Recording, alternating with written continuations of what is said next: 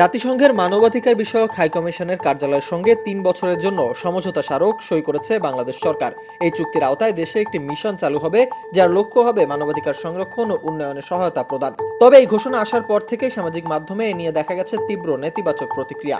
আগে থেকেই বিভিন্ন দল এবং রাজনৈতিক সংগঠন এ নিয়ে নেতিবাচক প্রতিক্রিয়ার কথা জানিয়েছেন। এমনকি প্রধান উপদেষ্টার প্রেস উইং থেকে এমন ঘোষণা আসার পর এতে নেতিবাচক প্রতিক্রিয়া দেখিয়েছেন সার্জিস আলম।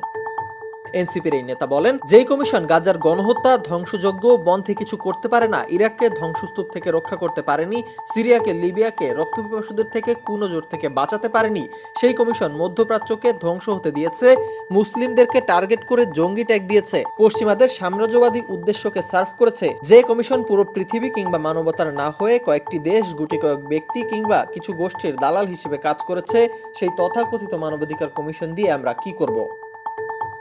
যদিও জাতিসংঘ নিশ্চিত করেছে তারা বাংলাদেশের ধর্মীয় ও সাংস্কৃতিক বাস্তবতা মেনে কাজ করবে। এছাড়া সরকার প্রয়োজনবোধে চুক্তি থেকে সরে আসার সার্বভৌম অধিকার সংরক্ষণ করে বলেও জানানো হয়েছে। তবে বিষয়টিকে নেতিবাচক হিসেবেই দেখছেন অনেকে।